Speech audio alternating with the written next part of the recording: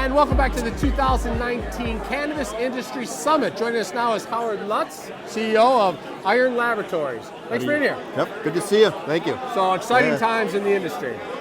Exciting times, stressful times, but we've been in this business testing since 2011, and we were one of the first labs to be accredited by ISO.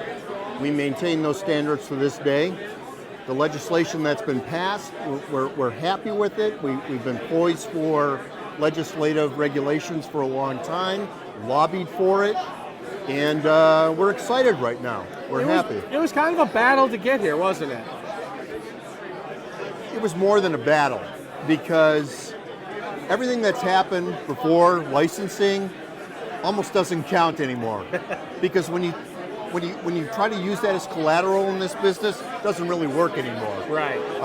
It's like playing in the minor leagues and then making your way up. Yeah. It feels good. It's satisfying. There's a lot of things that are still fighting to make this thing feel like we're all allies, as opposed to competitors or antagonists in the industry. Early on, when you first started, there was almost kind of almost like enemies, like how dare you be in this industry, even though medical marijuana is legal. There was a real anti-medical marijuana when you started.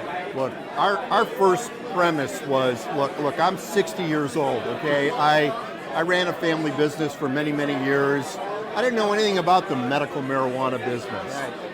And in 2011, when the opportunity opened up, what I do for 3 months, I talked to young people. I said, if this service was available, testing, would you employ it? Would you use it? And most of them said, probably. Right. You know, I took 30 years away from the industry. I grew up in the 70s, so my point is this, is that we wanted to bring professionalism, business savvy, and scientific savvy to the table in order to help give credibility to what we're facing now. So now with recreational being legal now, do you think there'll be less pushback, less fight, more of a, okay, it's the law, people have voted for it, or do you think there'll be a similar pushback saying, look, now that it's recreational, we still don't like it, we don't want it, we're going to be really tough?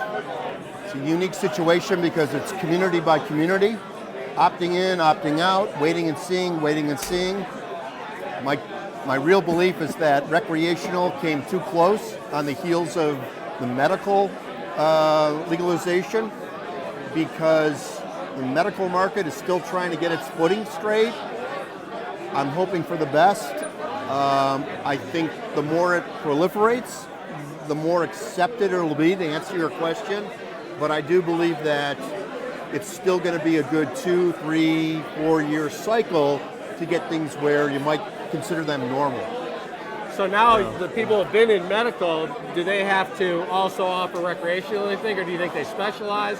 Or how do they compete? If someone's looking for medical but they can just go get it on the recreational side? I think the tolerance from a testing standpoint, for instance, on the microbiology, where they're going to use 10,000 CFU for the limit for medical, it's 100,000 for recreation.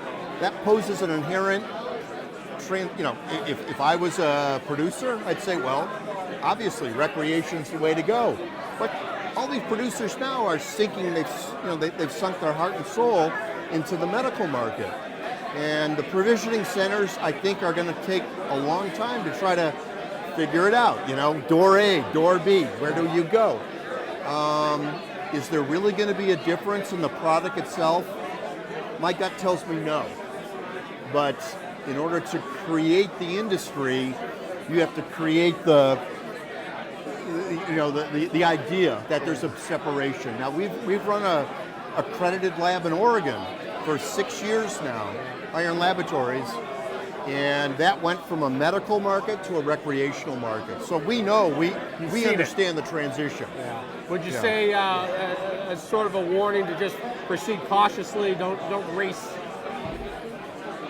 Use the people that are helping to build the industry wisely. Don't hold them to a different standard to the new people that are coming in from out of state. and let's try to work together to make this successful the way Michigan wants it to be successful. Yeah. So the tax dollars, the revenues, everyone can be happy. And we don't have to leave for California, we don't have to leave for Colorado, and I don't have to retire to Hawaii. You know? Why can't we all just get along? I know. Perfect. Howard Lutz, thanks for being with us. Thank I you. appreciate Appreciate it. it. We'll All be right. right back with more of the 2019 Cannabis Industry Summit. Stay Thank with you. us.